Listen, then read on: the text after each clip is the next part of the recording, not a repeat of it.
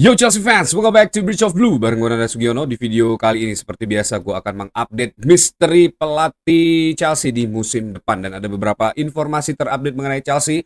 Udah banyak yang menanyakan mengenai siapa saja kandidat yang akhirnya secara natural mulai terlihat akan menjadi pelatih Chelsea. Tapi sebelum gue mulai, gue pengen sapa-sapa dulu seluruh True Blue yang sudah bergabung di channel ini. Ada True Blue dari BSD, True Blue dari Cikarang, dan True Blue dari Bogor. Terima kasih untuk kalian semua yang sudah bergabung di channel ini dan selalu meramaikan kolom komen di bawah. Terima kasih, respect dari gue dan sehat selalu untuk kalian semua.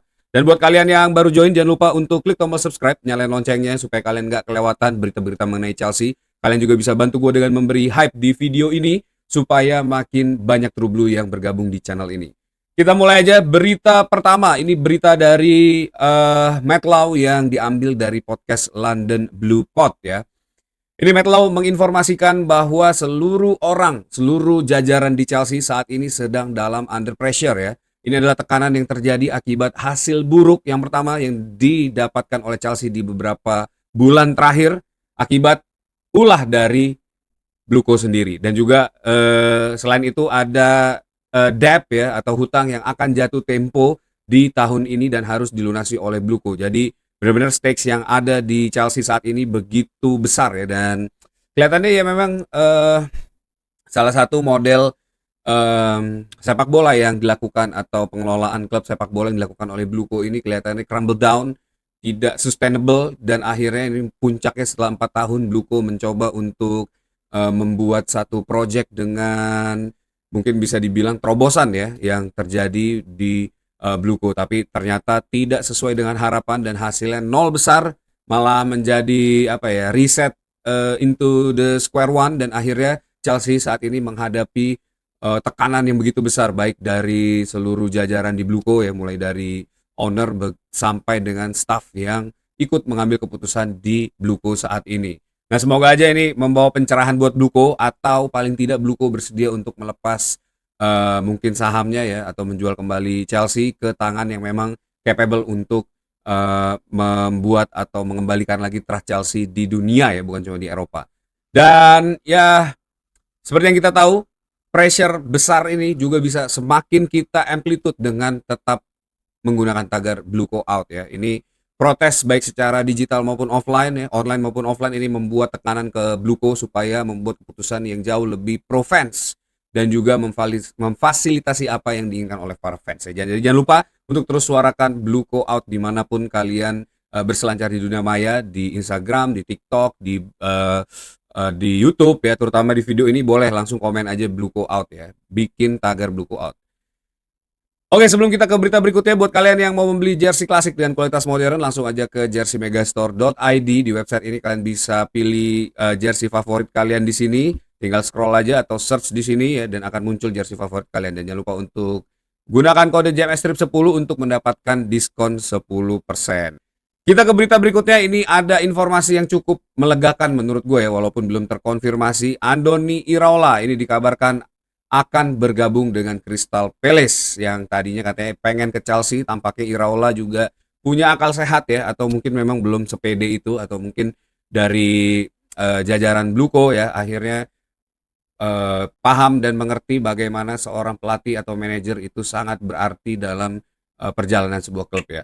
Andoni Iraola ini dinyatakan atau diinformasikan ya akan segera bergabung dengan Crystal Palace, karena sampai saat ini Oliver Glasner yang katanya akan pergi dari Premier League ya ke liga lain, ini belum mendapatkan penggantian juga di Crystal Palace. Dan semoga aja ini cepat diresmikan.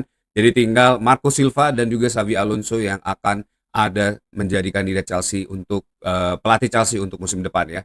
Jangan sampai Marco Silva yang menjadi pelatih Chelsea, karena agak mengkhawatirkan menurut gue ya. Semoga aja Xavi Alonso yang bisa mendapatkan kursi kepelatihan tersebut ya. Dan berita lainnya, ini Filipe Luis yang katanya berada di London saat ini ya untuk mendapatkan pro license UEFA secepat mungkin, karena ingin melatih di kota London ya, atau di Europe.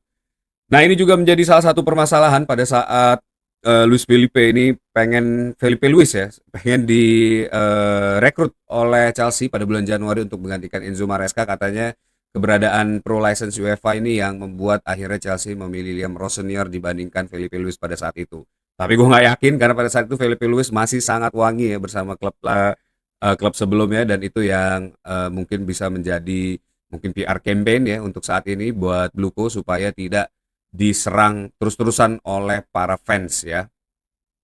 Nah, ini ada berita selanjutnya juga, tertangkap kamera ya Felipe Luis berada di London bersama dengan Thiago Silva yang kemarin kita sempat lihat di stadion. Ini juga menonton laga pertandingan antara Chelsea melawan Nottingham Forest ya, dan begitu kecewa ini Thiago Silva melihat performa lini belakang Chelsea terutama ya di pertandingan tersebut.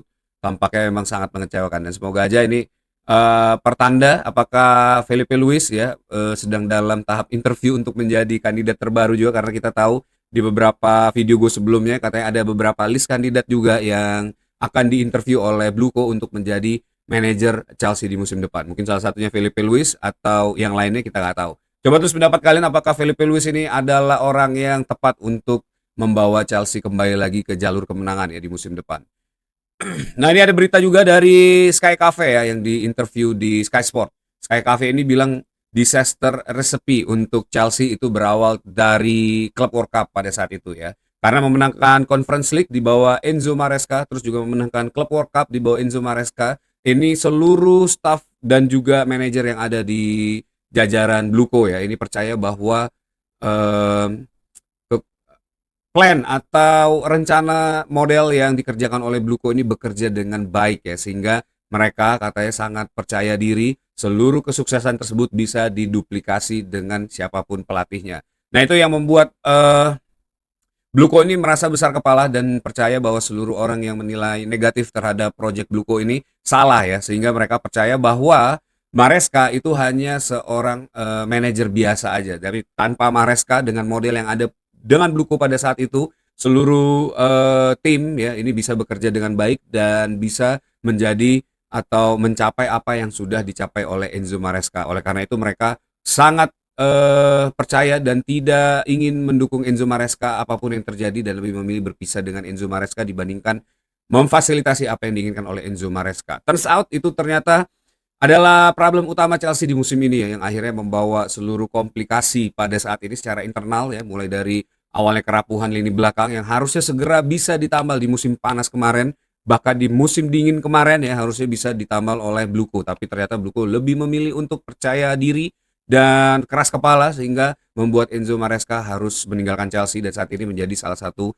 kandidat utama pelatih Manchester City ya. Nah, ini juga yang ternyata menjadi salah satu pressure juga dari banyak pihak ya terhadap Bluko, bagaimana mereka akhirnya juga membuktikan kembali ternyata model yang mereka percayai benar dan baik itu ternyata salah besar. Pengaruhnya terhadap seorang manajer itu sangat besar ya, begitu seorang manajer ini pergi, dan juga itu menjadi landasan rasa percaya diri mereka memilih Liam Rossonier untuk menjadi manajer Chelsea setelah Enzo Maresca, karena menurut mereka bukan pengaruh seorang manajer ya, seperti yang udah sempat kita bahas di video-video gue sebelumnya. Kesuksesan Chelsea di musim lalu itu menjuari Club World Cup mengalahkan PSG 3-0 ya. Itu yang membuat mereka begitu percaya diri bahwa model bisnis atau sepak bola yang dibuat oleh Bluko ini bisa bekerja tanpa seorang manajer yang capable sedikit pun. Dan akhirnya semua terbukti ya, Chelsea tidak mampu melangkah lebih jauh lagi di UCL, dibantai oleh PSG yang saat ini sudah menjadi finalis di UCL di musim ini. Terus juga Chelsea terus-terusan mendapatkan hasil buruk dengan 6 kekalahan berarti ya sampai sekarang, dan saat ini terdampar dilatih oleh seorang caretaker yaitu pelatih dari akademi. Ini begitu memalukan ya. Kekalahan demi kekalahan dan seluruh rekor buruk Chelsea ini satu-satu mulai terpecahkan di musim ini ya. Nah, itu yang membuat Bluko kelihatannya merasa ada kesalahan dan ada refleksi diri katanya ya, dan juga tidak ingin salah lagi memilih manajer di musim ini, terus juga tidak ingin merasa benar lagi ya mungkin dengan memilih pemain-pemain experience seperti yang sudah diminta oleh Enzo Maresca di akhir musim lalu ya. Ya ini ya buah si malakama mungkin ya, ini mungkin juga kualat dari apa yang terjadi kepada Bluko ya.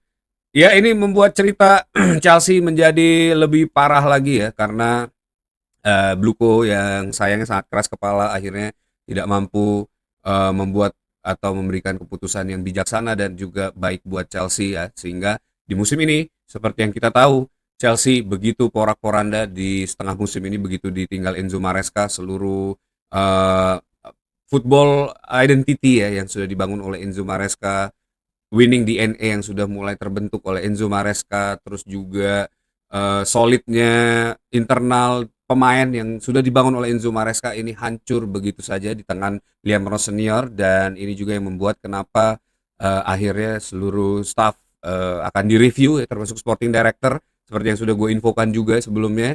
Ini akan mulai mendapatkan review per tahun ya, jadi bukan lagi review per 3 tahun seperti yang disampaikan oleh Bluco pada waktu-waktu kemarin ya. Dan ini juga semoga menjadi langkah positif buat Chelsea, membuat Chelsea jauh lebih baik lagi di musim depan ya. Dan that's it video for today. Thanks for watching guys. Buat kalian yang suka sama video ini jangan lupa untuk klik tombol likes, nyalain juga loncengnya ya. Dan kalian juga bisa subscribe channel ini, yang terpenting bantu gue buat sampai ke 10.000 subscriber.